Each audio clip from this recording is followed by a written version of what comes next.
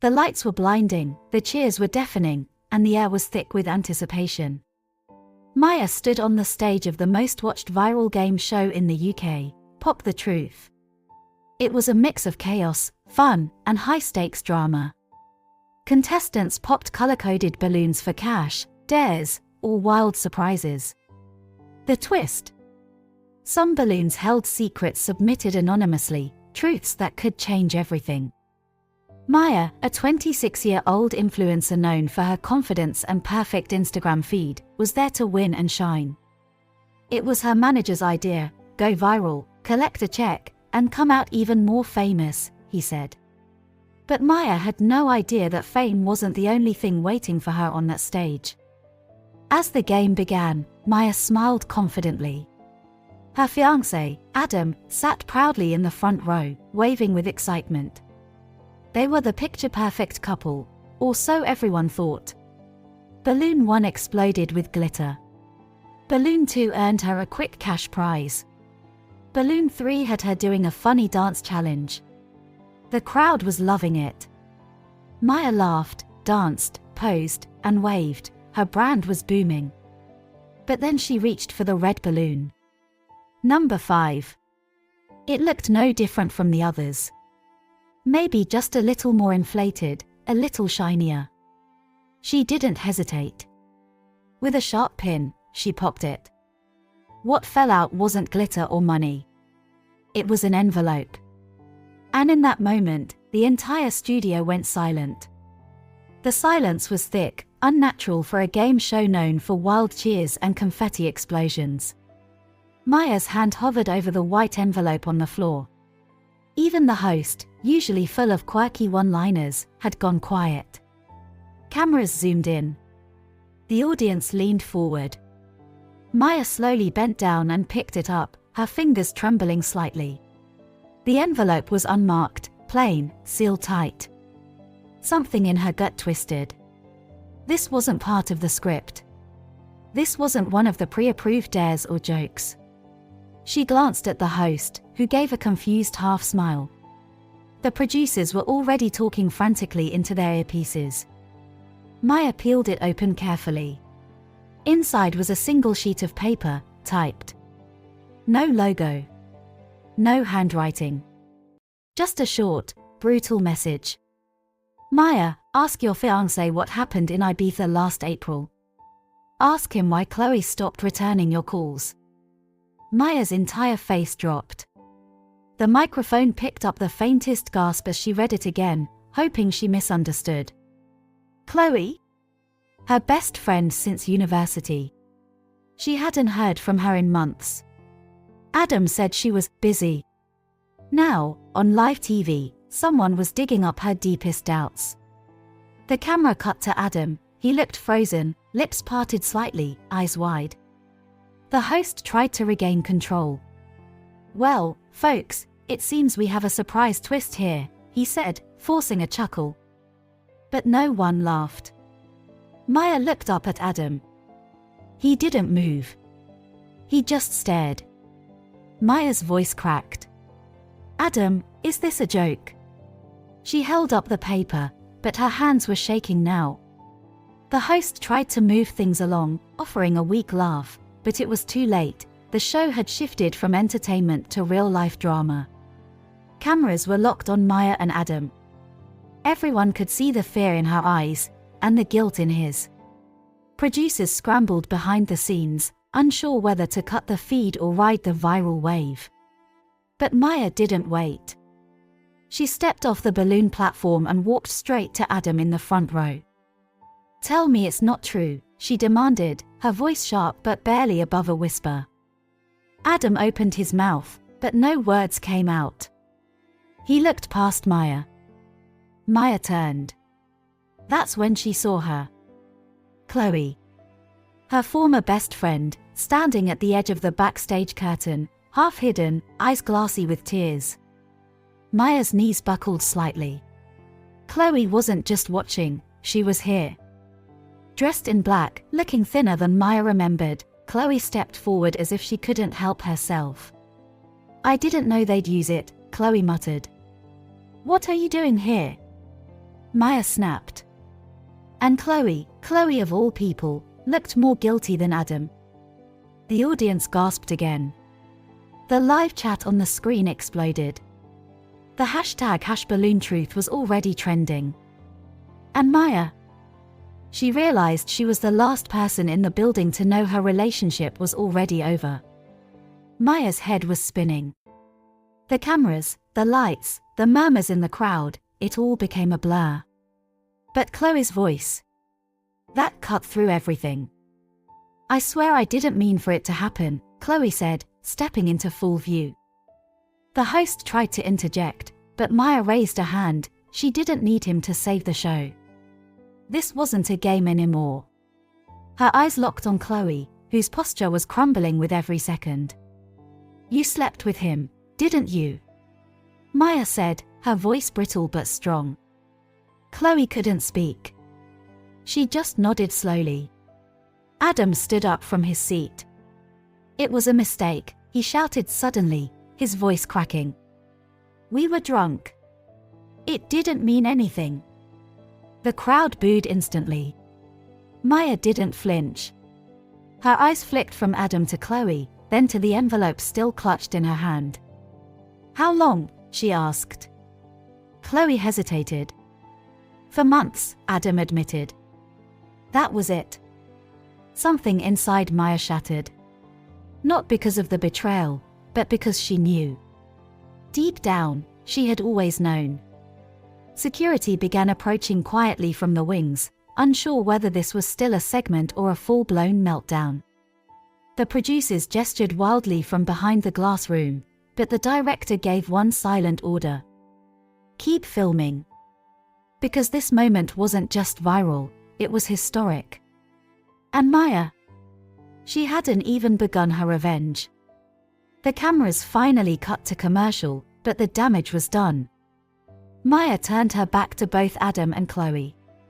She walked off stage without another word, not bothering to wait for a producer's cue. Her heels echoed through the hallway as crew members stepped aside, unsure whether to offer comfort or just stay out of her way. She reached her dressing room and slammed the door shut behind her. The silence felt heavier now than the noise ever did. Maya stood in front of the mirror, makeup still perfect, face unreadable. But inside, 1,000 thoughts burned. She felt exposed, betrayed, humiliated, not just as a woman, but as someone who built an entire image around being untouchable. A knock at the door broke the silence. It opened before she could answer. It was Chloe. She stepped in hesitantly, her hands shaking. Maya, please. I never meant for it to go this far. Maya stared at her through the mirror. But you did it anyway. Chloe dropped her gaze. I didn't write that letter. I swear. Someone else put it in the balloon. Maya turned. Then why were you here tonight? Chloe hesitated. Because I knew something might happen. I felt guilty. I didn't want you to hear it from someone else. Maya's laugh was cold. So instead of confessing like a human being, you stood backstage and waited to be caught on camera. Chloe didn't reply. Suddenly, Maya's phone buzzed. A notification popped up from Twitter. Maya's engagement ruins live game show. #Ibizagate. #Chloe and Adam. Her name was everywhere. And deep down, she knew this was just the beginning. Because secrets had a way of surfacing on their own. And someone out there wanted hers next. The next morning, Maya didn't wake up to peace. She woke up to her phone buzzing non-stop, hundreds of missed calls, and thousands of DMs. News blogs had dissected every second of the footage. Memes of her face in shock were circulating. Balloon Girl was trending. Sponsors were pulling out. Brand deals were on pause. But Maya wasn't focused on that. Her mind was stuck on one thing: if Chloe didn't write the letter, who did? She sat on her balcony, wrapped in a robe, scrolling through the footage of the show again and again. She watched the moment she popped the red balloon. rewound, paused, replayed. Her eyes scanned every frame. Something felt off. The red balloon hadn't been on the board during the early promo shoot 2 days before. She remembered because she'd taken selfies next to the balloon setup. That balloon, number 5, was added last minute. Her phone buzzed again. This time, it was a message from an unknown number. "You're not as innocent as you pretend to be. More truth coming soon. X." Maya sat up straight. Her blood turned cold. She quickly saved the number and ran it through a reverse lookup app. Nothing came up. She stared at the message again. More truth coming soon? What else did they know? And more importantly, who the hell was X? Maya wasn't about to wait to find out. She pulled up the contact info for a friend she hadn't spoken to in a year, Lana. A former producer for Pop the Truth, fired months ago after a scandal no one ever explained. Lana knew how that show worked behind the scenes better than anyone. And if someone tampered with that balloon, Lana would know. Maya hit call. Lana picked up. "You want to talk about the balloon, don't you?" she said calmly, like she'd been expecting this. Maya's breath caught. "Yes," she said. "I need the truth." Lana sighed. "Then you'd better come see me." Alone. Maya arrived at Lana's apartment just after 9 p.m. It was in the outskirts of the city, far from the bright lights of TV studios and influencer brunch spots. The hallway smelled like old carpet and secrets. Lana opened the door wearing a hoodie, her hair tied up, no makeup, no small talk. Just a tired smirk that said, "Told you this world would eat you too." "Come in," she said, stepping aside. Maya entered and glanced around. The place was cluttered, but lived in. A wall full of sticky notes and printed screenshots caught her eye. It looked like a crime board. "You've been watching," Maya muttered. "I told them they couldn't erase the rot just by firing me," Lana replied, heading to her kitchen. "But they tried. And now it's unraveling." Maya leaned in. "What do you know about the red balloon?" Lana dropped 2 mugs of tea on the table and sat opposite her. "I know that balloon wasn't in the official game lineup. I know it was smuggled in through someone on the inside, someone who knew the prop rotation. And I know the envelope wasn't just some prank." Maya blinked. "So it was targeted?" Lana nodded. "Very." She stood up and opened an old folder from a drawer, but half the papers inside were scorched, blackened around the edges. This was the original layout list for last week's show. "I was sent it anonymously a day after the balloon scandal went viral. But someone tried to burn it before it reached me." Maya frowned. "Why send it to you?" "Because I'm not scared of airing out their skeletons anymore. And someone out there wants the truth to come out, just not all at once." Lana handed Maya a salvaged corner of a page. It was a balloon layout grid. Slot 5, red balloon, Maya James, enclosure code, TRV. "What's TRV?" Maya asked. Lana sighed. "I don't know yet. But it's on more than one layout. And the last person tagged with TRV was blacklisted from the network after a nervous breakdown on set." Maya felt a chill crawl up her spine. "Can you find out who planted it?" she asked. Lana met her gaze. "I can try. But Maya, whoever did this isn't just trying to ruin your career. They're playing a much longer game."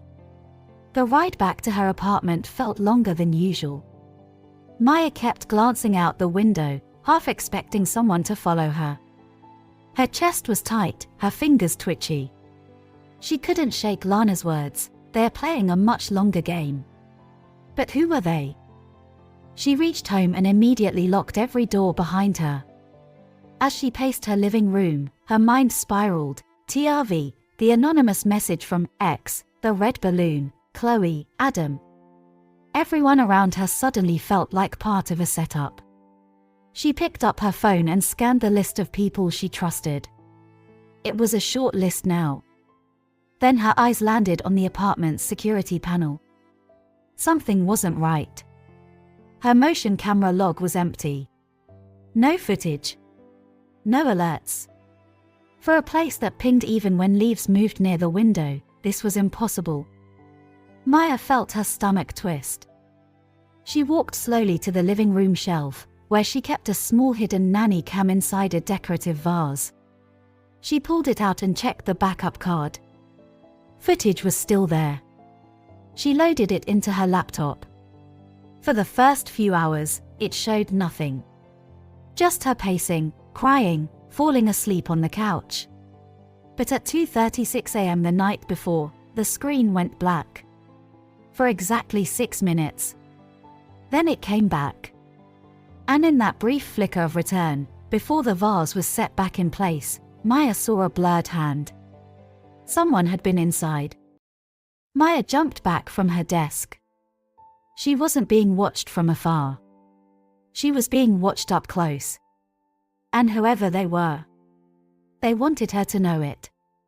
Maya didn't sleep that night. She sat with the footage frozen on the blurred hand, her thoughts spiraling. Who would break into her place, erase the motion cam log, but leave the backup footage intact? That wasn't just sloppy. It was intentional. A message. Her phone lit up again. Another text from the same unknown number. Now you're looking in the right places. But the mirror always tells more than you think. Look closely. X. She stared at the message for a long time. The mirror. Maya stood slowly, her heartbeat echoing in her ears. She walked to the full-length mirror in her bedroom. It was one of those fancy smart mirrors, a PR gift from a tech brand. It gave fitness advice, lighting tips, and even synced with her calendar. She hadn't used it in weeks. She stared at her reflection. Then noticed something. A faint smudge in the corner. Not on the surface. Behind the glass. Her breath caught. She ran her fingers along the edge until she felt it, an unnatural bump. A screw. She grabbed a knife and gently pried open the panel. Her fingers trembled as the cover came loose. Inside, taped behind the mirror's backplate, was a tiny black chip. A micro recorder. Possibly camera. And next to it, another white envelope. She yanked it out and tore it open. Inside was a single line. You think the game started on the show? It started in Ibiza. You just never noticed the rules. Maya fell back onto the bed, gasping. Ibiza. Again. Whatever had happened on that island, she didn't remember it the way others did. Chloe and Adam claimed it was a mistake. But what if that wasn't the whole truth? What if Maya had missed something? And what if someone had been watching her from the very beginning? Maya lay awake with the envelope in her lap, the line replaying over and over in her head. The game started in Ibiza. Her chest tightened. She had gone to Ibiza with Adam and Chloe nearly a year ago. It was meant to be a getaway, a celebration after hitting 2 million followers. Sun, sea, laughter. Or so she thought. But now her memories of that trip felt oddly fragmented. Disconnected, even fake. She pulled up old photos on her phone. Smiles. Drinks. A yacht. Chloe posing in a red bikini. Adam shirtless, always with a drink in hand. And her, laughing, dancing, glowing. It all looked too perfect. And then, the last photo. A blurry selfie. Maya's eyes red. Her makeup smudged. Taken at 2:48 a.m. She didn't even remember taking it. She opened her cloud archive and scrolled through voice memos, notes, anything dated that weekend. Nothing. Except one audio file. No name. Just a timestamp from the second night of Ibiza. She pressed play. Shuffling. Wind. Muffled voices. Then. No, we can't tell her. She'd break. That was Adam's voice. Then Chloe. She won't remember. She never remembers when she drinks this much. Maya's breath hitched. More shuffling. Then her own voice, slurred, soft, scared. Why are we still at this villa? I want to go home. Then the file cut off. Maya dropped the phone. What the hell happened that night? She picked up her keys. If she wanted the truth, she couldn't piece it together from files and fragments anymore. She needed to go back. Back to Ibiza. To the villa. To where this game really began. Maya booked the flight under a different name. She didn't post it. Didn't tell anyone. She even paid in cash. If someone was watching her, she wasn't going to make it easy. She arrived in Ibiza 3 days later, sunglasses on, hoodie up, moving like a ghost among tourists chasing sunrises and club lights. But she wasn't here for beaches. She was here for proof. The villa was still listed online. Casa del Faro. A massive glass-paneled rental on a cliff, surrounded by tall hedges and a private driveway. It had been Adam's idea to splurge. Now, it looked like something out of a haunted memory. Maya stood at the rusted gate and buzzed. No answer. She pushed. It creaked open. Someone had forgotten to lock it, or someone wanted her to come in. She stepped inside. The pathway was still lined with palm trees. The same white swing chair still hung from the patio beam. She remembered sitting there with Chloe, eating watermelon, gossiping. It felt distant now. Like it had happened to another version of her. She walked around the back, heart pounding. The sliding glass doors were open. That's when her stomach dropped. The entire living room was wrecked. Couch cushions slashed. Papers scattered. Drawers emptied. It looked like someone had already been here, searching for something. Then she heard it. Footsteps. Upstairs. Maya froze. Her breath caught in her throat.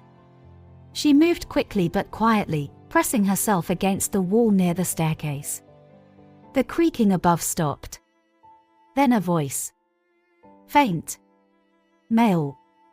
British accent. She's already here. No, I don't know how. But she's looking. Maya's blood ran cold.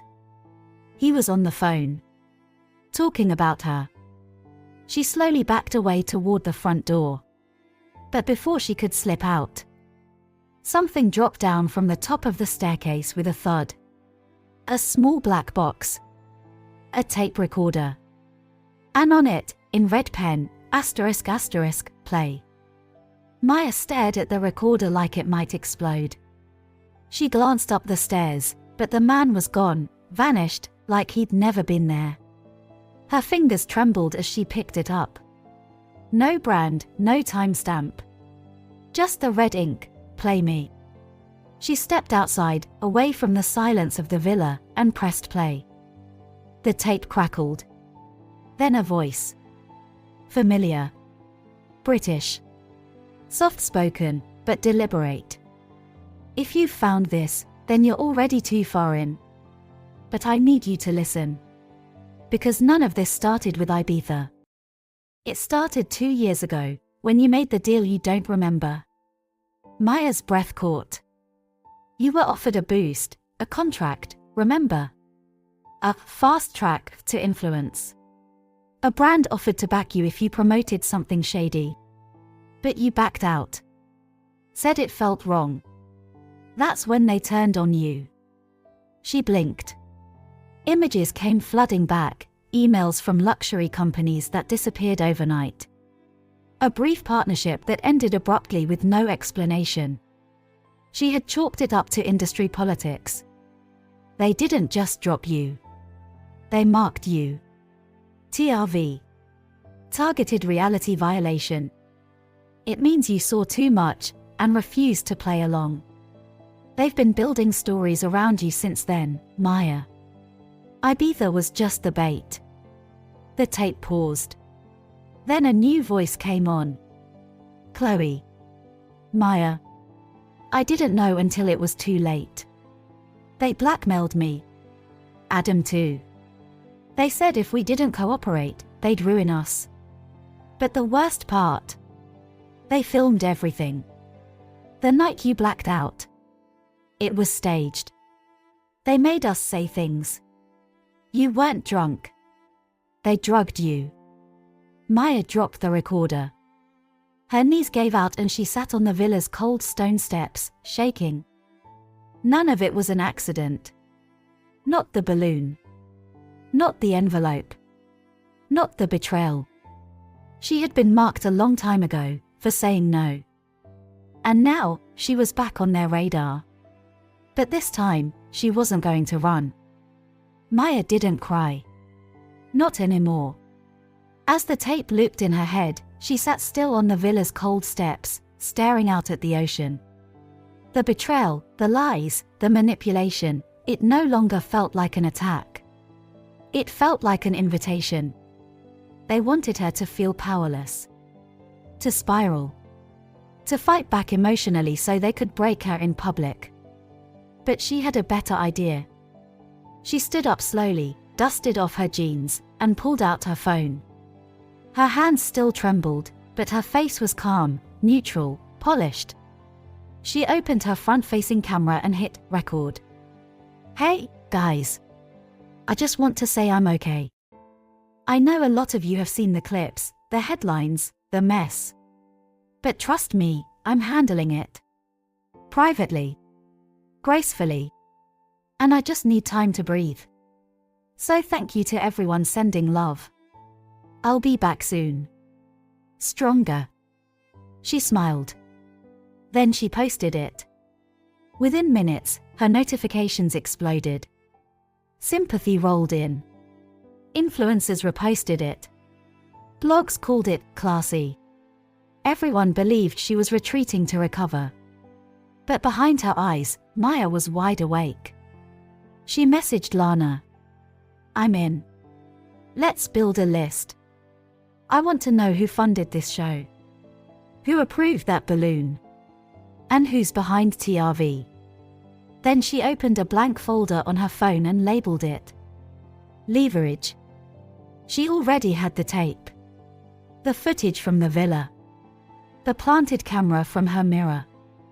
She would start posting cryptic content. Nothing direct, just enough to rattle nerves. To let them know she knew. She wasn't going to fight them with fists or expose everything in one go.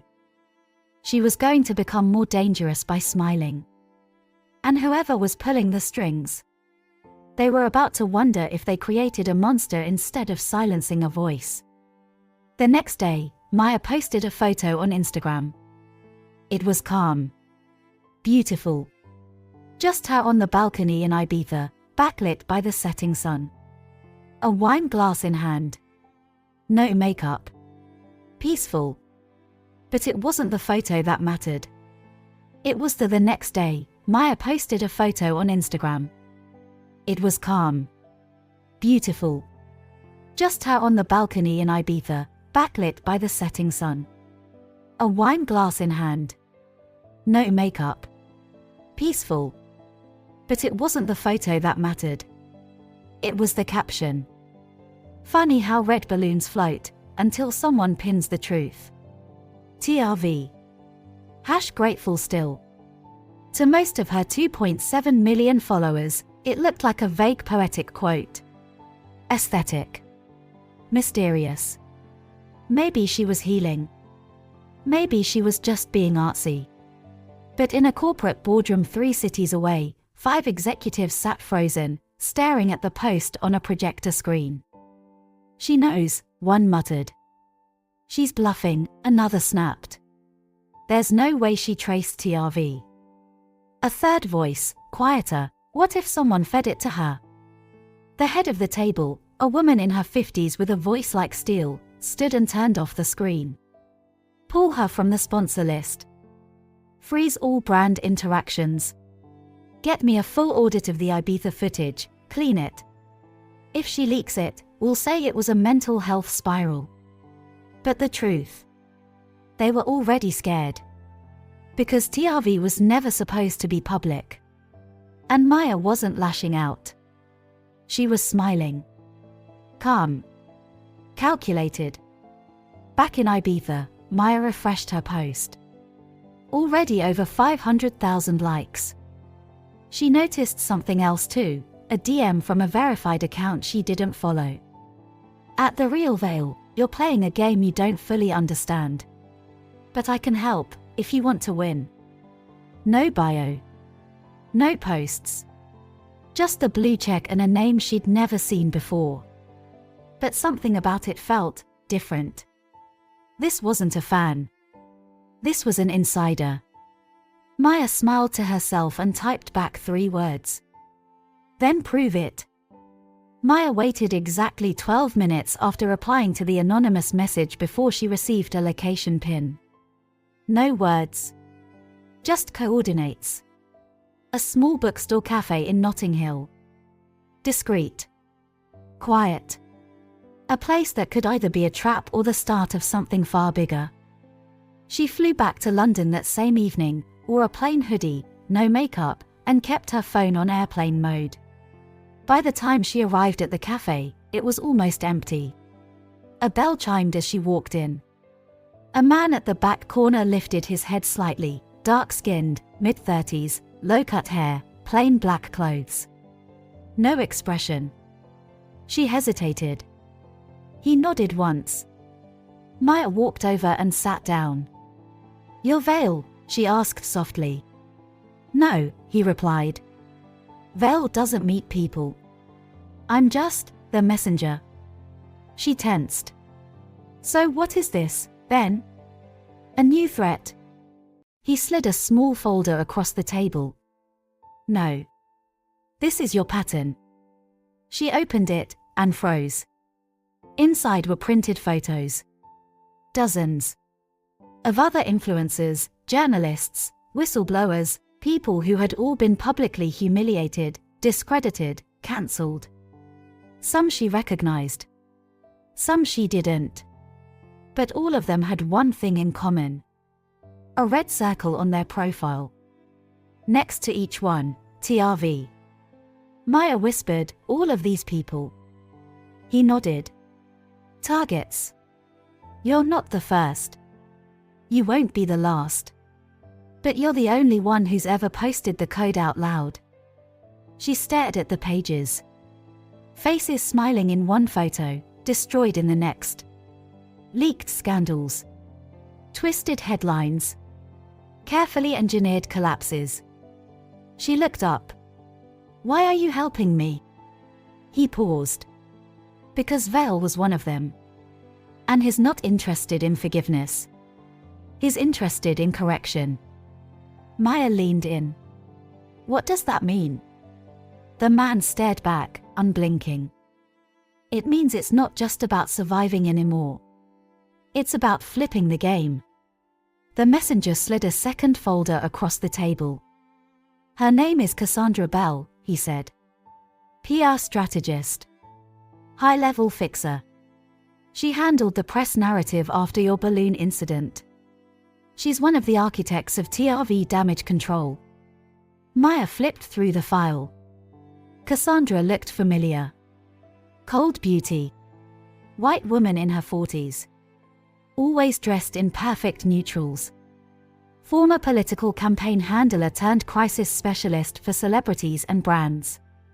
Maya had seen her name once, buried at the bottom of a press release about mental stress in influencer culture. "She's a weapon," the man said.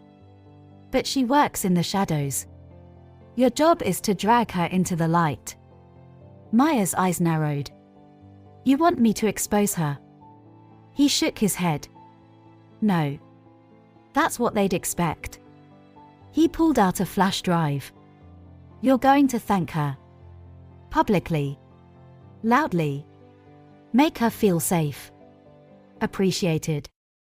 Build a relationship. And when she relaxes, we watch. Maya smirked. This was a new kind of power.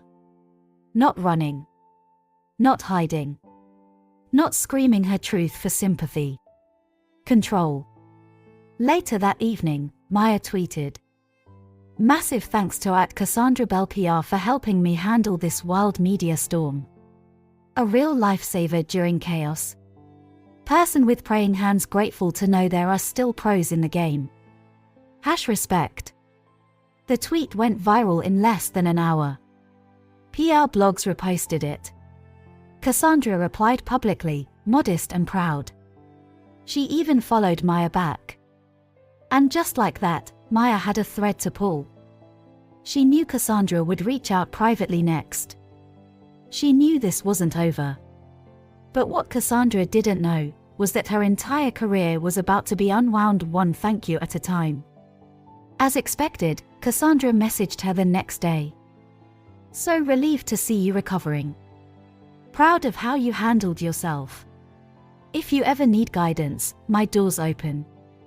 Maya replied gracefully, thanking her again, even asking for a quick Zoom call to talk about rebuilding her image. It was innocent enough. Cassandra agreed. By Thursday morning, they were face to face on a video call.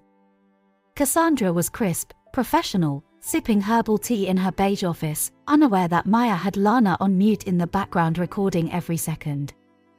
"So," Cassandra said, smiling, "you're already in a good position. The audience believes you. Your retreat and reset energy is working. Just don't say too much. Silence breeds curiosity, and curiosity keeps people watching." Maya nodded, playing the part. "I just want to understand how I got targeted," she said, letting her voice tremble. "Why me?" Cassandra hesitated, just for a second. Then, calmly, she spoke. "There's always a formula. It's not personal. It's strategic." She leaned forward. "The rule of 3. Maya blinked. "What's that?" "If someone publicly breaks 3 invisible lines, they get flagged. That's how TRV selects targets. Line 1, refusing a major brand deal with ties to the network. Line 2, speaking out about digital manipulation or algorithm bias. Line 3, hinting at a cover-up or scandal that hasn't been authorized for exposure." Maya's blood ran cold. She had done all 3. Refused a crypto sponsorship link to the network. Spoken about how smaller creators get silenced. And she'd once tweeted, years ago, about a leaked scandal involving an exec that mysteriously vanished hours later. She had been doomed for years. Cassandra kept talking, unaware of what she'd just confirmed. "They don't destroy careers, Maya. They rewrite them. Influence is like clay. Break it, reshape it, sell it again." Maya smiled sweetly into the camera. "And who does the rewriting?"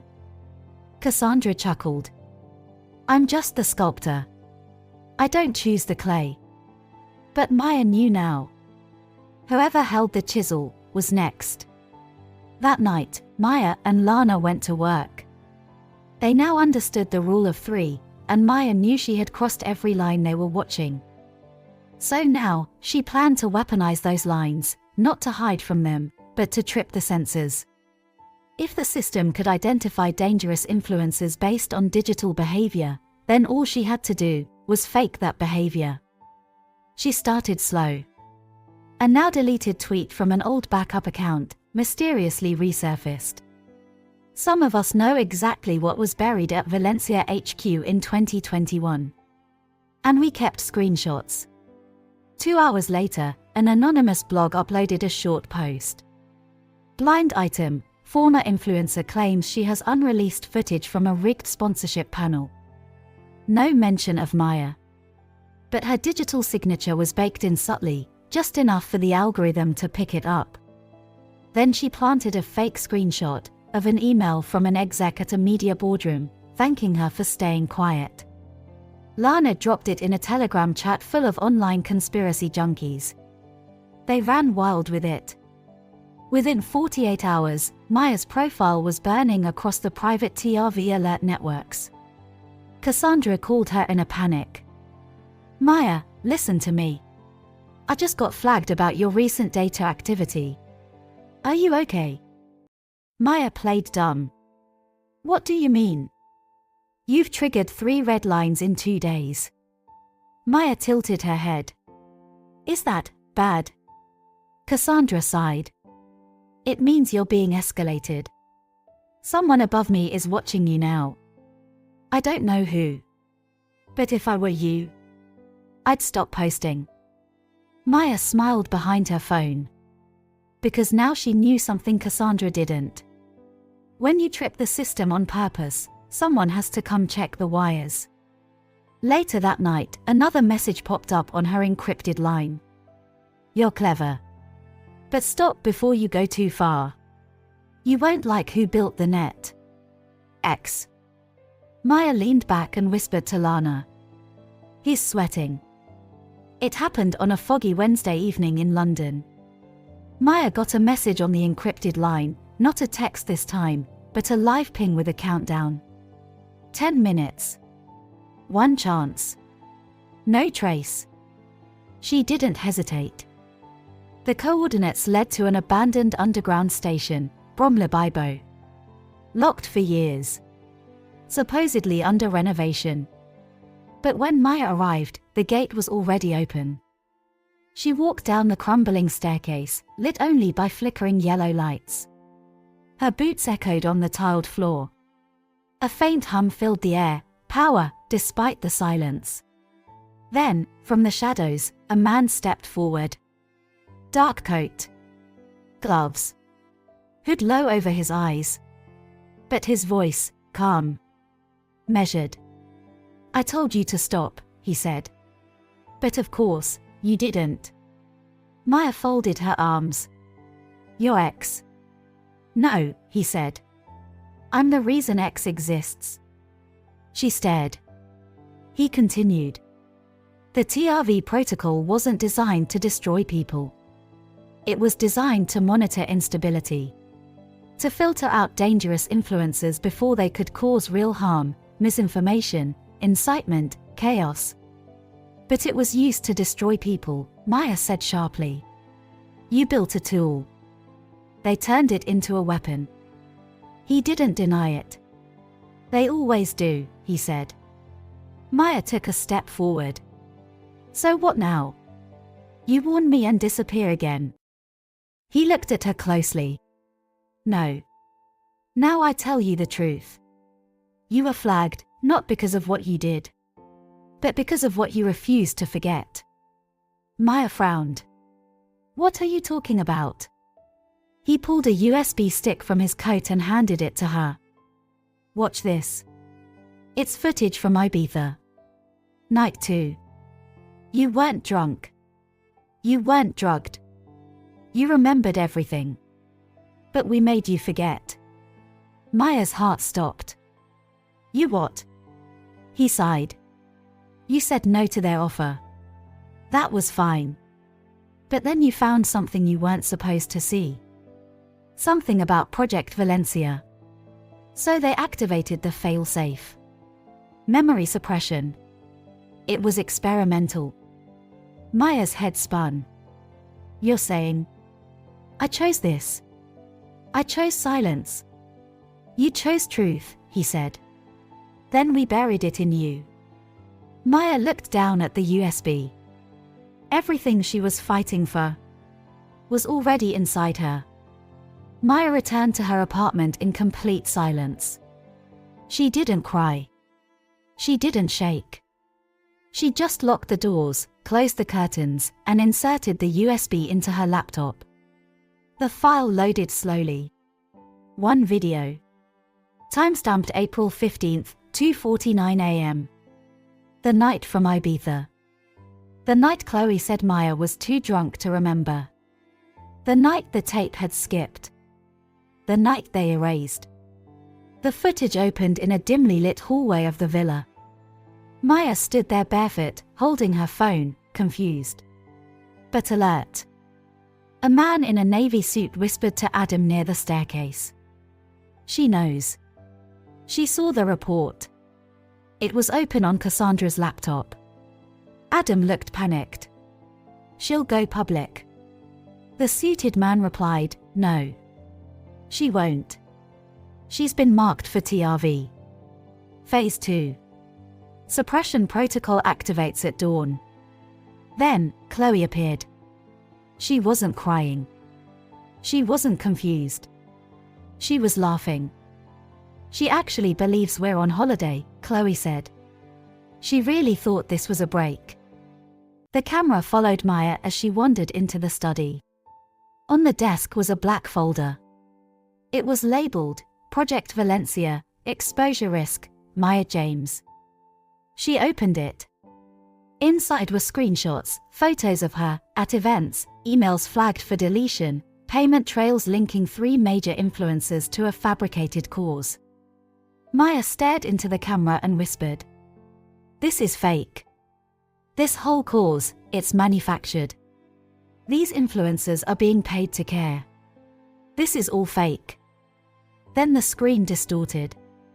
A hand reached around her neck. A sharp prick. And Maya collapsed. The footage cut out. She slammed the laptop shut, her heart pounding like a drum. They didn't just ruin her reputation. They used her to protect a larger lie. A manufactured movement. Bought emotions. Paid outrage. Maya stood slowly. Now she understood why they tried to erase her memory. Because what she saw that night could take all of them down. And she had the proof. Maya didn't panic. She didn't make a dramatic video. She didn't cry online or warn the world. That's what they'd expect. Instead, she created a burner email. Then attached the edited version of the video, the safe parts. The part where she finds the Valencia folder. The whisper. The faint mention of TRV. Everything except the injection. Everything except the truth. She sent it to 3 press contacts she knew were already compromised. Subject line: "What's your price for silence?" Then she waited. The response came within hours, not from a journalist, but from a private encrypted address. "We're willing to negotiate. What do you want?" And that's how she knew. They thought she was for sale. She replied with a single message. $5 million wired to the Kaiman account, plus a new NDA template. Make it airtight. The game was on. Meanwhile, Lana helped her trace the signal. The emails bounced through private satellites, military-grade proxies. But one location flashed red for a fraction of a second: Zurich. The TRV financial branch. Now they were scrambling. Digging into bank records. Prepping their lawyers. Watching Maya's socials around the clock. The more they focused on silencing her, the less they noticed what she was doing on the back end. Because while they fought to bury the bait file, Maya uploaded the real one, unlisted, to a server buried beneath layers of false metadata, behind a password that only she and Vale had. She didn't need to expose it. She just needed to let them know she could. That she was no longer a victim of TRV. She was a shareholder in its destruction. Or its future. Whichever they chose.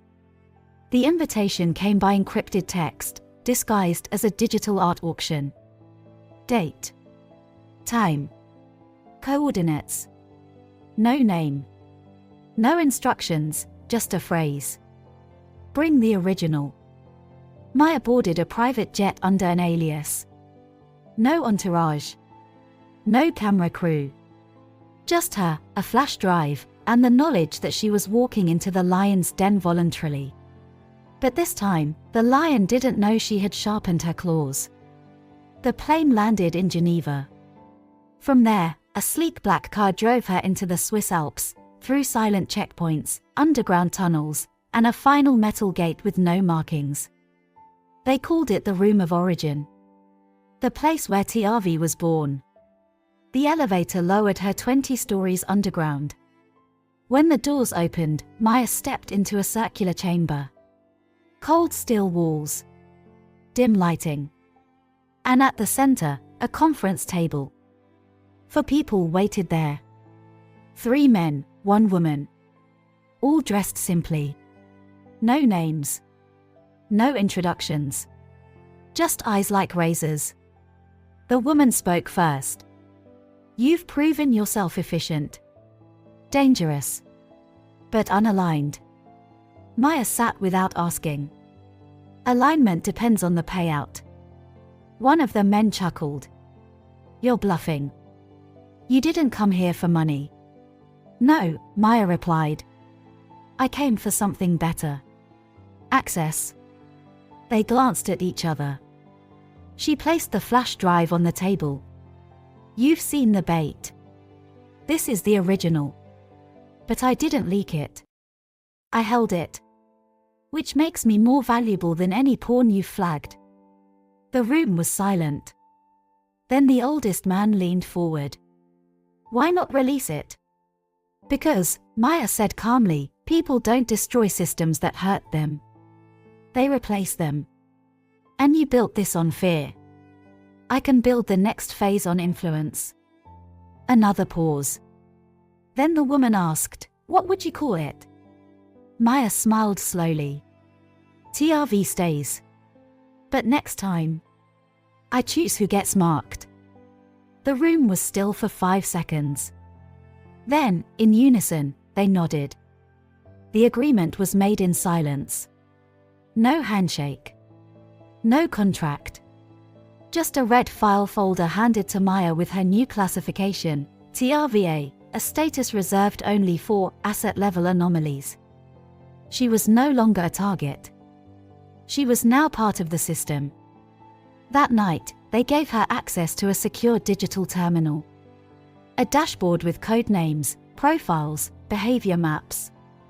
She could scroll through influencers, CEOs, politicians, anyone under the radar. Every name had a color, a number, a threshold. She realized how deep the algorithm ran. They weren't just reacting to online behavior, they were predicting it. Maya leaned back, hands folded. Power didn't feel like she imagined. It wasn't loud or thrilling. It was quiet. Precise. Heavy. Still, something tugged at her. In that room, when they nodded, not everyone had agreed. She remembered the man seated at the far end of the table, tall, lean, expressionless. He hadn't spoken once. Hadn't blinked. Hadn't even looked at the flash drive. She asked about him later. Lana's contact, Vale, sent a single response. His code name is Mercer. He doesn't nod. He doesn't vote. He observes. He was the original creator of Phase 1. And he doesn't like new players. Maya stared at that message for a long time. Someone inside TRV didn't want her promoted. They wanted her contained. And Mercer?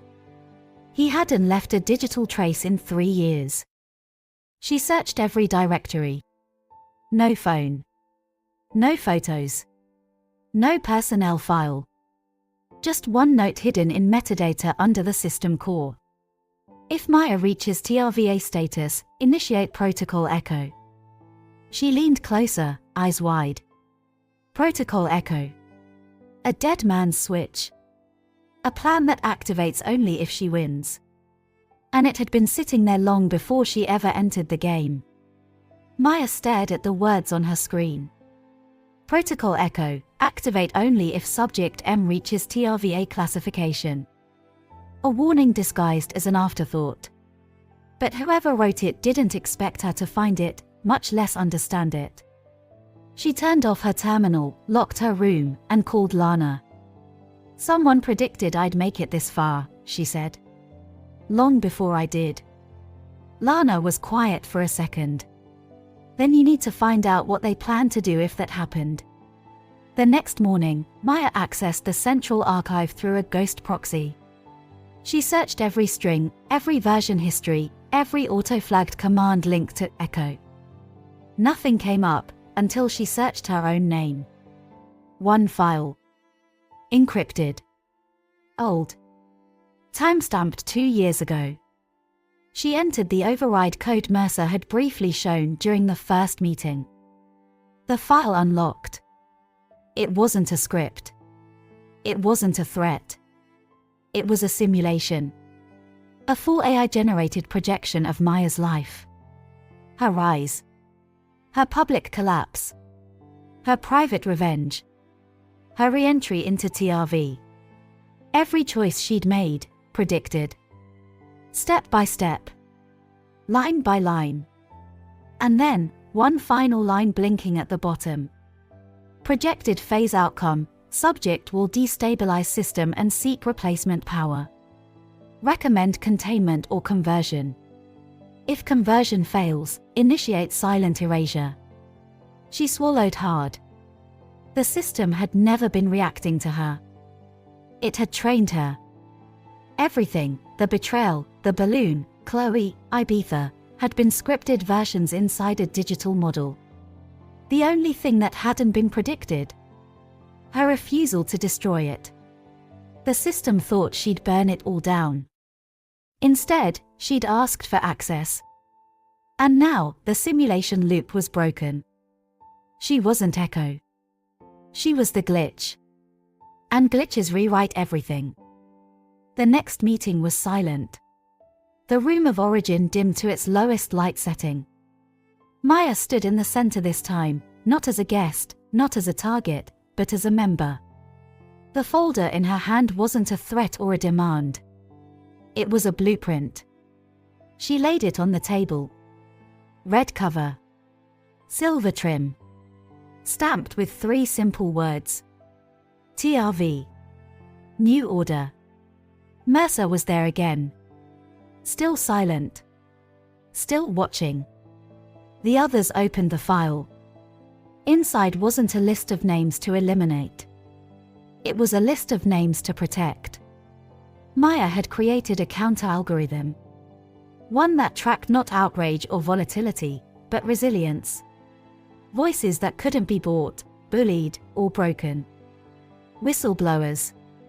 Disruptors. Quiet changemakers. She wasn't suggesting they get erased. She was suggesting they become untraceable. Invisible to TRV. Maya had flipped the surveillance system on itself. You built a net to catch threats, she said, voice steady. I've turned it into a shield. You thought I'd dismantle your empire. I'm offering you a better version. The woman across from her raised an eyebrow. Why should we trust you? Maya smiled. Because I've already uploaded the system. And it's running. Mercer finally spoke. First time in weeks. You changed the signal, he said slowly. You rerouted the protocol. Maya nodded. Echo was never meant to be a warning. It was meant to be a loop. But now, it's a reset. She walked toward the exit, heels echoing like gunshots across the floor. TRV doesn't end, she said without turning back. It evolves. And this time, it evolves with me. As she left the room, a silent alert popped up on all 4 council members' terminals. TRV, active. Phase reset. New access key, MJ01. They looked at each other. And for the first time in TRV's history, they no longer held the key. To be continued.